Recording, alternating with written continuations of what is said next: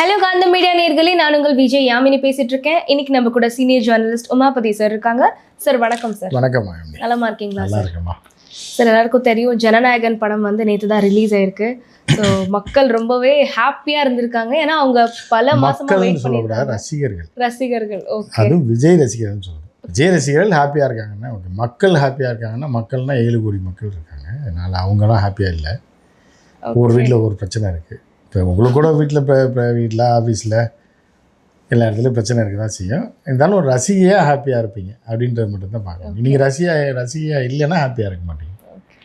So Vijay ரசிகர்களுக்கு ரொம்ப ஒரு ஹாப்பியான நியூஸ் தான். ஏன்னா ஜான்வரியில் வர வேண்டிய படம் வந்து இப்போது ஜூலையில் ஃபைனலி வெளியே வந்துருச்சு. அதுவும் அந்த டைட்டில் கார்டோட வெளியே வந்திருக்கு. The honourable chief minister of Tamil Nadu C Joseph. அதனால் ஒரு 10,000 பேருக்கு சோறு கிடைக்குன்னா டெய்லி பரவாயில்ல. அதனால் எந்த பிரயோஜனமே யாருக்குமே இருக்க போகிறது. முதலமைச்சர் விஜய்னு போட்டாருன்னா சூப்பர் ஸ்டார் விஜய்னு போட்டாருன்னா இன்டர்நேஷ்னல் சூப்பர் ஸ்டார் உலகநாயகன் போட்டாருன்னா யாருக்கு என்ன பிரயோஜனம்? அவங்கவுங்க அரிப்பை சொரிஞ்சுக்க வேண்டியதாங்க. இதனால் யாருக்கும் எந்த பிரயோஜனம் கிடையாது. ஏன் விஜய் அவர்களுக்கே எந்த பிரயோஜனம்? சும்மா போட்டுக்கிற வேண்டியது. அந்த நேரத்தில் கற்றுவாங்க, 4 பேப்பரை கிழிச்சு எறிவான். அதனால் அந்த தேட்டருக்கு தான் நஷ்டமே தவிர வேறு யாருக்கும் ஒன்றும் கிடையாது. ஏன்னா இந்த படம் வந்து அவ்வளோ ஸ்ட்ரகிளை தாண்டி வெளியே வந்திருக்கு. அவரும் ஸ்ட்ரகிள் பண்ணி தான் வந்திருக்காரு. அப்படிங்கிற நம்ம சினிமா ஸ்ட்ரகிளை தாண்டினா இப்போ ஒரு தனிநபர் எடுத்துருக்கோம். இப்போ விஜய் வந்து இவ்வளோ ஸ்ட்ரகிளை தாண்டி சிஎம் ஆயிருக்காருன்றது ஏற்றுக்கலாம். ஏன்னா சிஎம்ன்றது சாதாரண போஸ்ட் இல்லை. ஒரு 7 கோடி மக்களுடைய பிரதிநிதியாக 7 கோடி மக்கள் வாழக்கூடிய ஒரு நாட்டை ஆட்சி செய்யக்கூடிய அனைத்து அதிகாரம் படைத்த ஒரு பதவி தான் முதலமைச்சர்ன்ற பதவி. முதல் அமைச்சர். அதுக்கப்புறம் பல அமைச்சர்கள் இருப்பாங்க, அறிவுஜீவிகள் இருப்பாங்க, பெரிய பெரிய அமைச்சர்லாம் உங்களுக்கு ஏற்கனவே தெரியும். ஸோ அப்போ வந்து என்னென்னா அது வந்து பரவாயில்ல. ஒரு சாதாரண ஒரு லோ பட்ஜெட் படம். அதில் வந்து ஒரு சின்ன பையன் வராரு, தோட்டப்பேட்டா ரோட்டு மேலே முட்டை புரோட்டா அப்படின்னு ஒரு பாட்டு. அந்த பாட்டுக்கு டான்ஸ் ஆடுறாரு. அந்த படம் ஏதோ ஓடுது, வசூல் வருது. அப்படி ஆரம்பித்தவரை அப்புறம் சில்வர் ஜூப்ளி படம் அதெல்லாம் நடித்து இன்றைக்கி ஒரு படம் வரவிடாமே ஒரு வருஷம் தள்ளி போட்டு ஏ சர்டிஃபிகேட் கொடுத்து அதையும் குழந்தைங்களை தூக்கி போட்டு பார்க்குற அளவுக்கு வளர்ந்துருக்காரு. அப்படின்னா அந்த வளர்ச்சி வந்து அது திரைத்துறையில் இருக்க வளர்ச்சி. அப்படி இருந்தும் வந்து ஒரு முதலமைச்சர்ன்ற ஒரு ஸ்தானத்துக்கு வராரு அப்படிங்கும்போது அதுதான் அதை நினச்சி பாராட்டப்படலாம்ல. ஒரு வருஷம் கழிச்சு இந்த படம் வந்தா என்ன, வரலன்னா என்ன, அது பிரச்சனை கிடையாது. அந்த அவர் முதலமைச்சர் ஆனதுக்கப்புறம் அந்த மக்களுக்கு ஒரு கூஸ் பம்ஸாக இருக்குது. ஃபேன்ஸ் மக்கள் எல்லாம் எவ்வளோ நேரம் இருக்கும், எவ்வளோ நேரம் கத்துவாங்க. அந்த என்டையர் சினிமாவில் கத்திட்டு அதுக்கப்புறம் என்ன பண்ணுவான்? சாயந்தரம் சோத்துக்கு என்ன பண்ணுவான்? 3 மணி நேரம் ஆனால் அடிச்சு தத்தி விட்டுருவா. இல்லை சுடுதண்ணி தூக்கி ஊற்றவா வெளியே போறியாடான்னு 1000 ரூபா 200 டிக்கெட் 1000 ரூபா வாங்கியிருக்காங்க. மகா கொள்ளை அடிச்சிருக்காங்க.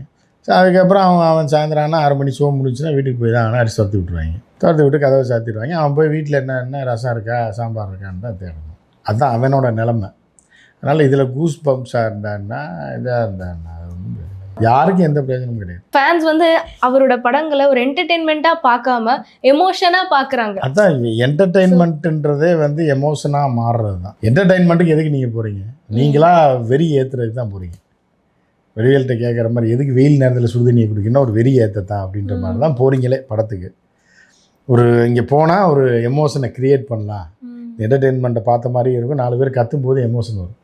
இந்த சாமி ஆடுறவங்கலாம் பார்த்துருப்பீங்க. 4 பேர் கூட்டம் சேர்ந்துட்டாங்கன்னா எல்லாருக்கும் சாமி வந்துடும், ஆட ஆரம்பிச்சிடுவாங்க. ஸோ அந்த மாதிரி தான் பெண்கள் குறிப்பாக. அப்படி ஆண்கள் பசங்களும் கத்துவான், கத்திக்கிட்டே கிடப்பான். அந்த பிள்ளைங்க டான்ஸ் ஆடும். இதுதான் அது 2 பேருக்கு. அந்த காலத்தில் வந்து காதல் படத்துக்கு டான்ஸ் ஆடினா வீட்டில் கண்டுபிடிச்சிடுவாங்கன்னு சொல்லி சாமி படத்துக்கு போய் ஆடுவாங்க. இப்போ வந்து விஜய் படத்துக்கே ஆடுறாங்கன்றது தான் மாற்றம், ஜென்சி கிட்ஸோட மாற்றம். அது போக ஜென்சி கிட்ஸ் மட்டும் இல்லை, 30-35 வயசு எல்லாமே தான் ஆடுறாங்க. அதில் ஒன்றும் 40 வயசு வரைக்கும் எல்லாம் ஆடத்தான் செய்கிறாங்க. படத்துக்கு சென்சார்ஷிப் வந்துட்டு கொடுக்காம ரொம்ப டிலே பண்ணாங்க. அதில் வந்துட்டு சில காட்சிகள் இருந்துச்சு, இந்த மாதிரி முஸ்லிம்ஸ்க்கு பற்றி கொஞ்சம் அகெயின்ஸ்டாக காட்டின மாதிரி இருந்துச்சு. ஸோ இந்த மாதிரிலாம் இஷ்யூ இருக்கே சார், அது வந்து உண்மையாக அதான் சரியாயிருச்சு. இல்லை படமே ரிலீஸ் ஆயிடுச்சு. ரிலீஸ் ஆகலைன்னா உண்மையாக பொய்யான்னு கேட்கலாம். ஓகே. இப்போ நீங்கள் நேராக இப்போ வீட்டில் காசு வாங்கிட்டு அடம் பிடிச்சி சண்டை கிட்ட போட்டு ஏதாவது ஒரு 1000 ரூபாய் எடுத்துகிட்டு போனீங்கன்னா சாயந்தரமே நீங்கள் பார்க்கலாம் படம். பார்த்தீங்கன்னா அதில் தெரிஞ்சிடும் முஸ்லீம் எதுக்குறாங்களா, கிறிஸ்டின் எதுக்குறாங்களா, யூதர்கள் எதுக்குறாங்களா, யார் எதுக்குறாங்கன்றது தெரிஞ்சு பார்த்தா அறிவுள்ளவனுக்கு தெரியும் விஜய் யார் அப்படின்னு. இன்றைக்கி விஜய் அவர்கள் வந்து ஒரு முதலமைச்சராக வந்துட்டார், ஒரு டாப்பில் இருக்கார், ஒரு தமிழ்நாட்டை ஆட்சி செய்யக்கூடிய இடத்துல இருக்கார். அப்படிங்கும்போது அவர் யாருன்றது எல்லாருக்குமே தெரியும். அது அவங்கவுங்க. ஏன்னா வயலன்ஸ் நிறைய இருந்துச்சு முன்னாடி. ஏன்னா சென்சார்ஷிப் கொடுக்காததுக்கு காரணமே பிகாஸ் ஆஃப் இந்த மாதிரி சென்சிட்டிவான விஷயங்கள் இருந்தனால அதெல்லாம் பிடிச்சதான மக்கள் வாக்களிச்சிருக்காங்க. இப்போ அவர் வந்து கோடாலியே நக்கிறார் ரத்தத்தோட, அது பிடிச்சிருக்குல்ல பிள்ளைங்களுக்கு பசங்களுக்கெல்லாம். அதுக்காக அவங்கள காட்டு மிராண்டின்னு சொல்லிட முடியுமா? இல்லை ரத்த வரி பிடிச்ச ஓநாய்கள்னு சொல்ல முடியுமா? ரசிகர்கள் என்ன சொல்லுவீங்க? ஒருத்தர் அது விஜயை விட்டுருங்க, ஒரு நடிகன் ஒருத்தனை வெட்டுறான், அந்த ரத்தத்தை நக்கிறான்னா எவ்வளோ பெரிய கொடூரமானவனாக இருப்பான் அப்படின்றத நீங்கள் பார்க்கணும். நம்ம விஜயை சொல்லலை, நீங்கள் விஜய் வந்து முதலமைச்சர் ஆகிட்டார், இன்றைக்கி ஒரு பெரிய ஸ்டார். அதை ரசிக்கிற ரசிகர்களுடைய மனநிலை எப்படி இருக்குன்ற சைக்காலஜிக்குள்ளே பார்த்தீங்க அப்படின்னா அது பண்ணாலும் வந்துட்டு பிளைண்டாக அவரை வந்துட்டு வர்ஷிப் தான் பண்ணுறாங்க எனக்கு தெரிஞ்சு. அவர் வர்ஷிப் பண்ணுறாருன்னா அது ஒரு ஹியூமன் கேட்டல்ஸில் ஒரு வாய். இப்போ அந்த படத்தில் அனிருத் அவ்வளோ மாசான ஒரு மியூசிக் போட்டிருக்காரு சார். அந்த லாஸ்ட் படங்கிறது ஒரு ஃபர்ஸ்ட் ஹாஃப் வரைக்கும் மறந்துட்டு சரி ஓகே நல்லா என்ஜாய் பண்ணுறாங்க. செகண்ட் ஹாஃப் ஃபுல்லாக எமோஷனலாக இருக்குது. இது வந்து ஒரு என்ன சொல்கிறது, ஃபேனாக பார்க்கும்போது நீங்கள் சொல்கிற மாதிரி ரொம்ப எமோஷனலாக இருக்குது. மற்றபடி மக்களாக பார்த்தா அது என்டர்டெயின்மெண்ட்டாக இருக்குது. பட் ஆனால் ஏன் அந்த ஒரு டிரைவ் அண்ட் ஃபோர்ஸ் இருக்குது அப்படின்னு நீங்கள் நினைக்கிறீங்க? அது ரசிகர்கள்ன்றவங்க எப்போவுமே அறிவாளிகளாக தான் இருப்பாங்க. மேக்ஸிமம் பார்த்தீங்கன்னா தீவிர ரசிகர்கள்லாம் படம் பார்த்து ரசிக்கிறது வேறு, ஒரு ரசனைன்றது வேற. அது வந்து ஒரு வெறி பிடிச்சி போனால் தான் அது மனித ஆறறிவை தாண்டி போகக்கூடிய ஒரு நிலைமைக்கு வரும். அது எந்த இதாக இருந்தாலும் எல்லாமே ரசிக்கக்கூடிய ஒரு பொருள், ஒரு விஷயந்தான். ஹியூமனில் இப்போ பெட்ஸாக இருந்தாலும் சரி, ஹியூமனாக இருந்தாலும் சரி, விமனாக இருந்தாலும் மென்னாக இருந்தாலும் எல்லாமே ரசிக்கக்கூடிய ஒரு விஷயந்தான். அது எல்லாத்துக்குமே ஒரு லிமிட் இருக்குது. அந்த லிமிட்டை தாண்டும் போது அது ஹியூமன் கேட்டல்ஸாக மாறிடுவாங்க. அதுக்கு தாண்டி போனான்னா ஒரு ஹியூமன் கேட்டல்ஸை தாண்டி கேட்டல்ஸாகவே மாறிடுவாங்க. ஸோ அது யார் எந்த ஸ்டேஜில் இருக்காங்க அப்படின்றது அதை வச்சு தான் முடிவு பண்ண முடியும். அதனால் அந்த வெறி பிடிச்சி இருக்கிறதுன்றது அது சினிமாவாக இருந்தாலும் சரி, விஜய் மேலே வெறி பிடிச்சாலும் சரி, நயன்தாரா மேலே வெறி பிடிச்சாலும் சரி, அது வேறு. ரசிக்கிறதுன்றது வேறு.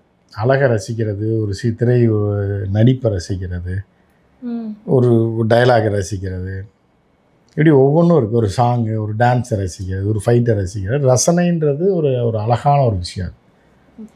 அந்த ரசனை வந்து அந்த ரசனையோடு இருக்கணும், ரசனையோடு மட்டும்தான் கலக்கணும்.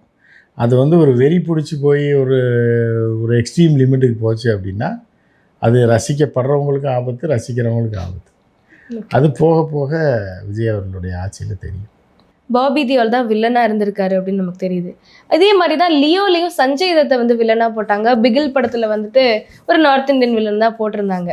ஸோ இந்த மாதிரி ஒரு நார்த் இந்தியன்ஸோட ரெஃபரன்ஸோட தான் அவர் வில்லன் வைக்கிறாருங்கும் போது நிறைய பேர் இந்த சைடில் என்ன யோசிக்கிறாங்க அப்படின்னா he is trying to attract north Indian people அப்படிங்கிற மாதிரிலாம் வந்துட்டு பேச்சு வருது. அதாவது எப்படின்னா, இப்போ நீங்கள் பல ஸ்டேட்டுக்கு போயிருக்கீங்க, அதனால நமக்கு தெரியும். தெரியாத ஆள், சென்னையை தாண்டி போகாத ஒருத்தருக்கு வந்து ஒரு நார்த் இந்தியன் ஹீரோயினோடைய இமேஜ் டேமேஜ் ஆகிறத பற்றி அவங்க கவலைப்பட மாட்டாங்க. இதுதான் பேசிக் சைக்காலஜி. இப்போ ஒரு நார்த் இந்தியன் பொண்ணு வருதுன்னா இங்கே வந்து 2 பீஸில் நடிக்கும், ஆனால் அவங்க ஸ்டேட்டில் நடிக்காது. ஏன்னா இந்த தமிழ் படத்தை வெஸ்ட் பெங்காலில் ஒன்றும் பார்க்க போகிறதில்ல, புரியுதா? இல்லைன்னா பஞ்சாபில் யாரும் பார்க்க போகிறதில்ல, இல்லைன்னா ஹரியானாவில் யாரும் பார்க்க போகிறதில்ல, இல்லை நார்த் ஈஸ்டில் யாருன்னே தெரியாது.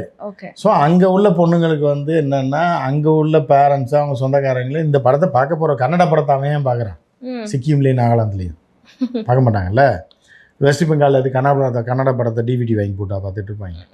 டிவிடி கலாச்சாரம் ஒழிஞ்சு போச்சு. ஸோ அப்படி இருக்கும்போது என்னென்னா, எதுக்காக நார்த் இந்தியன் நடிகைலாம் வருவாங்கன்னா, அவங்க ஊரில் அப்படியே அவங்க பொத்திக்கிட்டு ஜாலியாக இருப்பாங்க. அவங்க அங்கே எப்படி இருக்கணுமோ அப்படி இருப்பாங்க. தமிழ், கன்னடா, தெலுங்குல இப்போ எல்லாம் வேர்ல்டு ஃபுல்லாகவே ஒரே இதாகிடுச்சு. அப்போ இங்கே வந்தோன்னா 2 பீஸில் நடிப்பாங்க, எவ்வளோ செக்ஸியாக வேணாலும் நடிப்பாங்க. ஏன்னா இது வந்து அவங்களோட பர்சனல் லைஃப்பை பாதிக்காது சோசியல் மீடியா வர்ற வரைக்கும் அப்படின்னு ஒரு சைக்காலஜி. அதனால் இங்கேருந்து போகிற நடிகைகள் ஹிந்தியில் போய் நடித்தா கூட ஹிந்தி படத்தை நான் இங்கே உள்ள ஆட்கள் பார்த்துருவாங்க. ஆனால் நார்த் இந்தியாவில் இருக்கிறவங்க வந்து நிறைய நடிகைகள் பார்த்திங்கன்னா வருவாங்க, தமிழ், கன்னடம், தெலுங்குல, மலையாளத்தில் நடிப்பாங்க, கல்யாணம் ஆகி காணாமல் போயிடுவாங்க. அவங்க சுவடுகளே இங்கே இருக்காது. சில பேர் இங்கேயே கல்யாணம் பண்ணி இங்கேயே செட்டில் ஆகி அந்த ஊர் பக்கமே போக மாட்டாங்க. ஸோ அதுதான் வந்து அந்த ரசிகர்கள்ட்ட இம்பேக்ட் ஏற்படுத்துது. அப்போ என்ன ஆகுன்னா, ஹிந்தியில் ஒரு பெரிய ஆளாக இருந்த ஒரு ஆளுமை, பெரிய ஸ்டார், இப்போ தமிழில் சத்யராஜ் இருக்கார், நாசர் இருக்கார், இப்படி இப்படி ஆட்களை கொண்டு போய் அங்கே சாதாரண வில்லனை போட்டு காசு மட்டும் கொடுத்த அடித்தாங்கன்னா அவனுக்கு என்னன்னா தமிழில் பெரிய வில்லன் அப்படின்ற அவருக்கு ஒரு இது பண்ணுறாருன்றது அவங்களுக்கு ஒரு வெயிட் ஏறும், ஹீரோவுக்கு ஒரு வெயிட் ஏறும். இப்போ பல படத்தில், சுந்தர்சி படத்துலேயே ஒரு 10 படத்தில் அந்த காட்சி வந்திருக்கும். பல படங்கள் என்னென்னா ஹீரோயினை கவர் பண்ணுறதுக்கு என்ன பண்ணுவாங்கன்னா சும்மா ஒருத்தனை செட்டப் பண்ணி ரவுடி மாதிரி அவன் போய் பேக்கை பிடிக்கிட்டு ஓடுவான். உடனே இந்த பொண்ணு கத்துன உடனே ஒருத்தன் டமால் குதிச்சு வந்து அவனை விரட்டி பிடிச்சி உடனே அந்த பொண்ணுக்கு லவ் வந்துடும். இது 80s 90s உள்ள ஒரு கேனத்தனமான ஒரு கான்செப்ட். அப்போ ரசிக்கப்பட்ட ஒரு பெரிய கான்செப்ட். இப்போ கிரிஞ்சுன்னு நினைக்கிறாங்க எல்லாரும். இப்போ நினைக்கிறாங்களா? அது ஒவ்வொரு காலகட்டம் மாறும்போது அப்படி யாரும் அதில் பல படத்தில் சுந்தர்சி படத்துலேயே பல ஆங்கிளில் அதை எடுத்திருப்பாங்க. இப்போ கடைசியாக ஒரு படத்தில் அந்த காட்சி வச்சுன்னு சந்தானமே சொல்லியிருக்காப்புலையாங்க, இது எத்தனை 50 படத்தில் 100 படத்தில் வந்தவங்கன்னு அதே டைலாகாக மாற்றிருப்பாங்க. ஏன் நீ கொடுக்குற ஐடியா ரொம்ப அறத்தப்பழஸ் ஐடியா தான், ஆனால் இந்த இடத்துக்கு ஒர்க் அவுட் ஆகும் பாரு அப்படின்னு சொல்லி வச்சுருப்பாங்க அதே காட்சி. ஸோ இது புரியுதா எப்படின்னு? ஒருத்தரை வந்து டேப் பண்ணிவிட்டு அவங்கள காப்பாற்றுறது. ஓகே, புரியுதா? அப்போ என்ன ஆகும்? இவனுக்கு வெயிட் ஏறுதா அந்த பொண்ணு மத்தியில்? அப்படி தானே அந்த காட்சி வைக்கிறாங்க. அதுக்காக தானே உடனே அதை லவ் பண்ணிடும். பேகை பிடிங்கி கொடுத்தோடனே அதை லவ் பண்ணிடுது அப்படின்னா எப்படி இருக்கும்? ஸோ அப்படி அதுதான் ஹியூமன் சைக்காலஜிக்கும் போது இப்போ விஜய் வந்து ஒரு ஹிந்தி நடிகரை போட்டு அடிக்கிறாருன்னு புரியுதா? அப்போ இந்த ரசிகர்கள்லாம் என்ன நினைப்பாங்க, அவன் எவ்வளோ ஜாக்கி ஷெராஃப் எவ்வளோ பெரிய ஆள், பாபி தியோல் எவ்வளோ பெரிய ஆள், ஒரு வில்லனா வந்து தலைவன் கலக்கிறாரு அப்படிங்கும்போது இவருக்கு வெயிட் ஏற்றுறது தான் அது. Okay okay. ஹீரோவுக்கு எப்படி பேக் ஒரு வெயிட் ஏற்றுதோ அதே மாதிரி இங்கே உள்ள நடிகர்களுக்கு வெயிட் ஏற்றுறதுக்கு வெயிட்டான ஆட்களை கொண்டு வந்து அடி வாங்க வச்சோம்னா வடிவேல் காமெடி தான்மா எல்லாமே லைஃப்பில் வந்து. வடிவேல் மாதிரி ஒரு தத்துவ ஞானி இந்த உலகத்திலே கிடையாது. நம்ம சொல்லுவாங்க ஏட்டையா வாங்க ஏட்டையான்னு, இங்கேயே ஆடுறா ஸ்டேஷன் இல்லை ஏட்டையா பப்ளிக்கில் அடித்தா 4 பேர் பார்ப்பாங்க, பார்க்கும்போது தானே வெயிட் ஏறும்.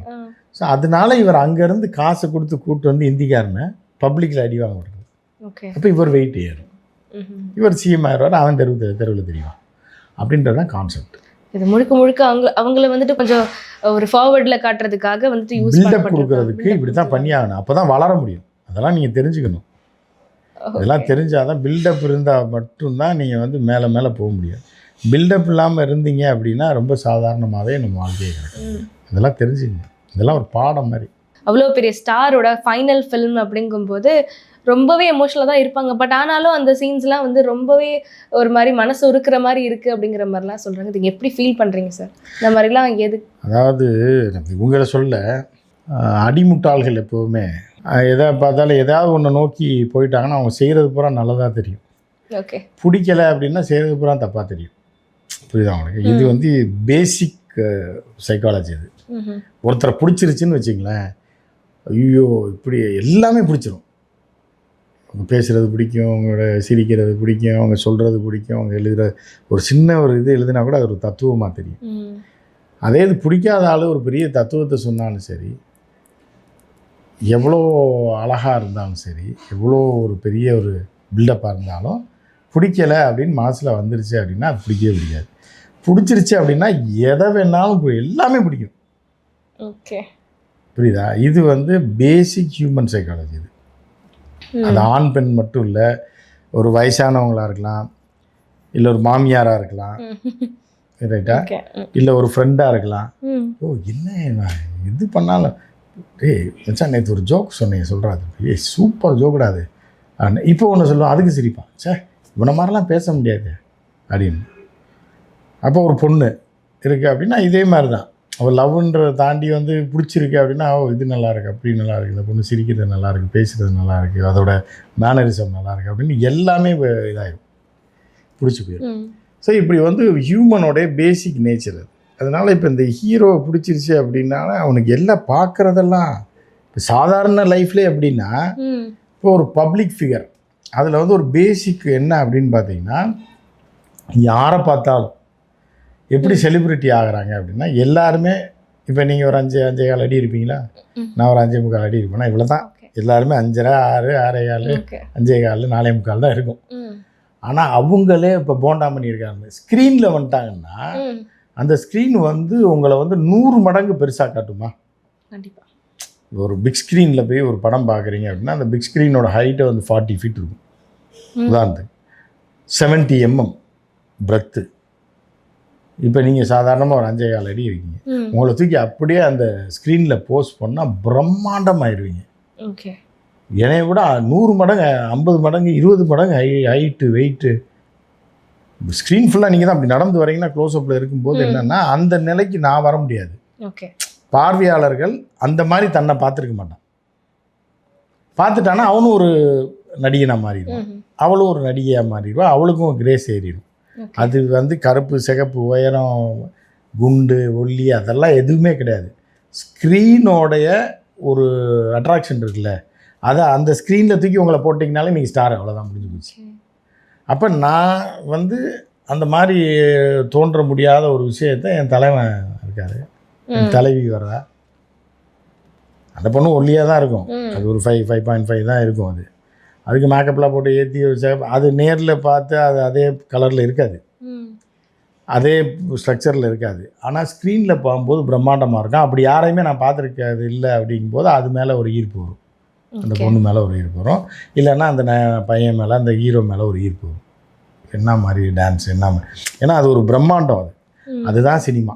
இது ஒன்று மட்டும் தான் புரிஞ்சுக்கணும். வெளியில் வந்து அவங்களும் நம்மளை மாதிரி தான் 5.25 அடி தான் இருப்பான், இல்லை அந்த பொண்ணு அவ்வளோதான் இருக்கும், ஸ்லிம்மாக இருக்கும், சாதாரணமாக பொண்ணாக தான் இருக்கும் அது. பட் ஆனால் ஸ்க்ரீனில் பார்க்கும்போது ஒரு கிரேஸ் வருது இல்லை, இந்த கிரேஸ் வரும்போது அதுக்கு இவன் அடிக்ட் ஆகிடும். அது ஒரு போதை, ப்ரௌன் சுகர் மாதிரி அடிக்ட் ஆகிடும். அடிக்ட் ஆனவனே என்ன பண்ணான்னா எதை செஞ்சாலும் அவனுக்கு பிடிச்சிருந்தா ரசிப்பான். அப்படியே எப்படின்னா கடவுளை பார்த்த மாதிரி ஆயிடும், கடவுளுக்கு அடுத்த ரேங்க் ஆயிடும். ஸோ வந்து அவன் ஒய்ஃப் அதை விட அழகாக இருக்கும், அவ்வளோ ஸ்லிம்மாக அவ்வளோ இதாக இருக்கும். ஆனால் அதை பிடிக்காது, இன்னொரு நடிகையை பிடிக்கும், அது இதை விட டம்மி பீஸாக இருக்கும். ஏன் காரணம்னா இவன் ஒய்ஃபை வந்து இவன் 7 ஃபீட்டில் 10 ஃபீட்டில் பார்த்துருக்க மாட்டான். அந்த பிரம்மாண்டத்தை பார்க்கும்போது அவங்க அழகாக இருக்காங்களோ, இந்த மாதிரி இல்லையே அப்படின்ற மாதிரி இருப்பான். ஆனால் அது வந்து ஒரு மாய தோற்றம் தான். அதுதான் வந்து பேசிக்கே. இது வந்து நீங்கள் விஜயா இருந்தாலும் சரி, அஜித்தா இருந்தாலும் சரி, அவங்களுக்குன்னு ஒரு அப்போ ஒரு டான்ஸ் ஆடும்போது இப்போ நீங்கள் சாதாரணமாக ஒருத்தர் ஆட சொன்னீங்கன்னு வைங்களேன், அது ரசிக்கிற மாதிரி இருக்குது. அதே ஒரு கேமரா வச்சு லைட்டிங்லாம் கொஞ்சம் கொடுத்துட்டிங்கன்னா அது கொஞ்சம் ரசிக்கிற மாதிரி இருக்கும். காஸ்டியூம் மியூஸ்டியூம்லாம் மாறும்போது அட்ராக்டிவாக இருக்கும். அதே நீங்கள் பிக் ஸ்க்ரீனில் பார்க்கும்போது என்ன டான்ஸ், என்ன மாதிரி பண்ணுறாரு இவர், என்ன ஸ்டெப்ஸ் அப்படின்றது அதுதான் வந்து திரை அப்படின்றதோடைய பிரம்மாண்டம். ஓகே, அதில் யார் வந்தாலும் அவங்க ஸ்டார் தான். நீங்கள் வந்தீங்கன்னாலும் நீங்கள் ஸ்டார், நான் வந்தாலும் நான் ஸ்டார். அந்த வாய்ப்புக்கு யாருக்கு இருக்கோ அதை வந்து அவங்க கமர்ஷியலாகவோ இல்லை ஃபினான்சியலாகவோ எதுக்கோ ஒன்றுக்கு பயன்படுத்திக்குவாங்க. ஸோ அதனால் உணர்ச்சி வசப்பட்டு அழுகிறதுன்ட்டு இன்றைக்கி நேற்று கிடையாது. இவனை விட இவன் பார்க்காதவன் அனுபவிக்க முடியாத ஒரு விஷயத்தை ஸ்க்ரீனில் பார்க்கும்போது அவன் உணர்ச்சி வசப்பட்டுருவான். உணர்ச்சி வசப்படுறது தான் மனிதனுடைய பேசிக். ஏன்னா அங்கே இருக்கிற நிறைய பிள்ளைங்க வந்து சின்ன வயசுலேருந்தே ஒரு ஏஜ் ஆகிற வரைக்குமே விஜய் சாரை பார்த்து வளர்ந்தனால அவங்க பண்ணுற ஒரு குழந்தைங்கள் வந்து விஜய் சாருன்னு இல்லை, தீபாவளின்னு ஒரு படம் வச்சு, என் தங்கச்சி பையன் இப்போ காலேஜே முடிச்சிட்டான், காலேஜ் முடிச்சு ஃபாரினில் இருக்கான். ஓகே, அவன் வந்து அந்த டைமில் வந்து யாருன்னா நம்ம ஜெயம் ரவி நடித்த படம் தீபாவளின்னு ஒரு படம். அவனுக்கு சாப்பாடு ஊட்டுறதே அந்த தீபாவளி படத்தில் ஒரு பாட்டு வரும், தீபாவளி அந்த பாட்டை போட்டால் தான் அவன் சாப்பிடுவான் குழந்தையா இருக்கும்போது. அந்த டிவிடி அப்போ டிவிடி இருந்த காலம், டிவிடி போட்டு அந்த பாட்டை போட்டால் தான் ஊட்டி விட்டால் சாப்பிடுவான். அவனுக்கு வந்து அப்போ வந்து ஜெயம் ரவினா யாருன்னு தெரியாது, அந்த பொண்ணு மலையாள ஆக்ட்ரஸ் பாவனாவும் ரொம்ப பிடிக்கும். அந்த 2 பேரும் வந்துட்டாங்கனால அவன் பார்த்துட்டே இருப்பான், அப்போ ஊட்டினா சாப்பிடுவான். ஆனால் இப்போ ஜெயம் ரவினா அவனுக்கு யாருன்னு தெரியும். ஏன்னா அந்த காலகட்டங்கள் நீங்கள் எதை இப்போ நீங்கள் வீட்டில் எதை ஃபீட் பண்ணி பழகி விடுறீங்களோ அது பிடிச்சிக்கிட்டு அது உங்களை கொண்டு போய் தெருவில் நிறுத்திடும். அதுதான் ஹியூமன் நேச்சரே. இப்போ நீங்கள் ஒரு பொண்ணு ஒரு குழந்தை, நாளைக்கு உங்களுக்கு ஒரு குழந்தை இருக்குது அப்படிங்கும்போது அதுக்கு ஒன்றை ஃபீட் பண்ணுவீங்க, அதுதான் உங்களுடைய அழிவுக்கோ வாழ்வுக்கோ ஆரம்பம்னு நீங்கள் அங்கே உங்களுக்கு தெரியாது, அது கிளைமேக்ஸில் தான் தெரியும். புரியுதா உங்களுக்கு? நீங்கள் என்ன ஃபீட் பண்ணுறீங்களோ தான் அது மாறப்போகுது. அதுவும் உங்களை வந்து தெய்வமாக, தாய்ன்றது தெய்வமாக நினைக்க போதா இல்லை தெருவில் கொண்டு விட போதான்றது நீங்கள் இங்கே போட்ட டைட்டில் கார்டு, அது உங்களுக்கு அப்போ தெரியாது. அது கூட அங்கிள் பாரு, இந்த பேர் பாரு, அவர் பாரு, இது பாரு, இந்த படம் பாரு, டான்ஸ் பாரு அப்படின்னீங்கன்னா அது அப்படி தான் வளரும். கடைசியில் உங்களை எண்டில் கிளைமேக்ஸில் தெருவில் நிறுத்திடும். அதே இதுக்கு அறிவுபூர்வமாக சொல்லி கொடுத்து இந்த பாரு, நிலா பாரு, அது பாரு, இதுன்னா ஒரு கற்பனை உலகத்தில் அதை வளர்த்திங்கன்னா அது ஒரு மாதிரியாக வளரும், ஒரு கிரியேட்டராக வளரும். புரியுதா? அதை எப்படி வளர்க்குறீங்களோ, அதை எப்படி வளர்க்குறீங்கன்னு உங்களுக்கு தெரியாது. அந்த கிளைமேக்ஸும் உங்களுக்கு பின்னாடி இடிக்கும்போது தான் அப்பயும் உங்களுக்கு தெரியாது, சரி நம்ம பிள்ளை அப்படி தான் போல அப்படின்னு. இந்த படத்தில் வந்துட்டு சில காட்சிகள் இருக்குது சார், அதில் வந்து விஜய் சார் இப்படி ஒரு ரியாக்ஷன் பண்ணியிருப்பாரு. என் சமீபத்தில் சட்டசபையில் பண்ணாலும் சரி, இப்படி பண்ணாலும் சரி, இப்படி பண்ணாலும் சரி, அதுக்கு 4 பேர் கை தட்ட தான் செய்யும். இல்லை அந்த ரெஃபரன்ஸ் வந்து பொலிட்டிக்கலாக இருந்துச்சு அப்படிங்கிற மாதிரி அவங்க ரொம்ப மாசாக ஃபீல் பண்ணுறாங்க. அது எல்லாமே சாயந்தரம் ஆனால் வீட்டுக்கு போய் ரசஞ்சோறு தான் திங்க போகிறாங்க. இவங்க நீங்கள் என்ன கிழிச்சிட போகிறாங்கன்னா பெரிய புரட்சியாக பண்ணி அதை ரீசெண்டா வந்துட்டு இன்வால்வ் பண்ணிருப்பாங்களா, அந்த சீன் இன்க்ளூட் பண்ணிருப்பாங்களா, இல்ல அது முன்னாடியே எப்படி பண்ணானா அது சட்டசபையில பண்ணலன்னா பண்ணாரா? இதெல்லாம் மக்களுக்கு ஏதாவது பிரயோஜனம் இருக்கா அதனால? அவங்க ரொம்ப ஃபீல் பண்றாங்களே சார், அவங்க மாசா ஃபீல் இருக்கு பண்ண அதை தான் அப்படின்னு. இவ்வளோ நேரம் நான் என்ன சொல்லிட்டு இருக்கேன். ஹியூமன் கேட்டல்ஸோட இது வந்து உணர்வுபூர்வமானது தான். அவங்க 85% உணர்வுக்கு அடிமையானவங்க, ம். அறிவுபூர்வமான அடிமையானவங்க ரொம்ப ரொம்ப சொற்பமாக இருப்பாங்க. 3% 5% தான் அறிவுபூர்வமாக ஒரு விஷயத்தை பார்க்குறதும், அறிவுபூர்வமாக ஒரு விஷயத்துக்குள்ளே போகிறதும், ஒரு அறிவுபூர்வமாக ஒரு விஷயத்தை வந்து நேசிக்கிறதும். அது வந்து 3% கூட இருக்குது. ம். மீதி ஜெனரல் பப்ளிக் 85%மே என்னென்னா உணர்வுபூர்வமானவர்கள் தான். டக்குன்னு ஏதாவது ஒன்று பிடிச்சிரும், டக்குன்னு ஏதாவது ஒன்று பிடிக்காது. ம். அப்படிப்பட்ட மக்கள் தான். அப்படி இருந்தீங்கன்னா ஒரு ஆட்டு மந்தையாக ஹியூமன் கேட்டலாக நீ வாழ்ந்து சாக வேண்டியதான். ஓகே. அந்த ஹியூமன் கேட்டல்ஸோட ஒரு பகுதி தான் இது. ஜென்ரலாவே விஜய் சாரோட படங்கள் வந்து நிறைய இந்த மாதிரி ஃபீமேலுக்கு இம்பார்ட்டன்ஸ் கொடுக்குற மாதிரியே இருந்திருக்கிறேன். இந்த அப்போ தானே தெறி மாதிரி ஓட்டு வாங்க படங்கள். முடியும். ஃபீமேலுக்கு இம்பார்ட்டன்ஸ் கொடுத்தா தான் ஃபீமேலோட ப்ரெஷரில் மேலும் ஓட்டு போடுவான். ஏன்னா இந்த படமும் குழந்தைகளை அப்படிதான் pressure இருக்குங்கிற கொடுத்தாங்க. மாதிரி சொல்றாங்க. அதுதான் அதனாலதான். எல்லா படமே அப்படி தான் இருக்கும். பிகிலு டகிலு எல்லாமே டகில் பாட்சி வேலை தான். ஓகே. அதில் பார்த்தீங்கன்னா பசங்களுக்கெல்லாம் ட்ரைனிங் கொடுக்க மாட்டாங்க. பிள்ளைங்களை வந்து முன்னேற்றுறதுல தான் அவர் பெருசாக. யாராவது முன்னேறிக்காங்கன்னு பார்த்தீங்கன்னா யாரும் முன்னேறிக்க மாட்டாங்க. மமிதா பைஜு, அந்த படத்துல மமிதா பைஜு நடிச்சிருக்காங்க, பூஜா ஹெக்டே நடிச்சிருக்காங்க. ஸோ இவங்க வந்துட்டு இந்த ஃபைட் சீக்வன்சஸ்லாம் அவங்களே தான் பண்ணியிருக்காங்கிற மாதிரிலாம் ஹெச் வினோத் சார் சொல்லியிருக்காங்க. ஸோ நல்லது தானே. அவங்க ஏமா குரலி வித்தை காட்டுறாங்க, கம்பிக்குள்ளே போகிறாங்க, அவங்களே கம்பிக்குள்ளே போனாங்க, அவங்களே கம்பியில் நடந்தாங்கன்னா வயிற்றுக்கு வழி இல்லாமல் அவங்க தான் நடந்தாகணும். அப்புறம் டூப்ளிகேட்டாக போட்டால் நடக்க முடியும். படத்தை பார்த்துட்டாங்கன்னா முடிச்சு. காசை வாங்கிட்டீங்க, பிடிக்கிட்டீங்க, 200 டிக்கெட் 1000 ரூபாய்க்கு விற்றுட்டீங்க. அப்புறம் மமிதா பைஜுவாக இருந்தான்னா அதோட அப்பத்தாவாக இருந்தாங்க என்ன எந்த இதுவுமே இல்லை. சினிமா சார்ந்த பல்வேறு விஷயங்களை பற்றி பகிர்ந்து கொண்டதுக்கு ரொம்ப நன்றிங்க சார்.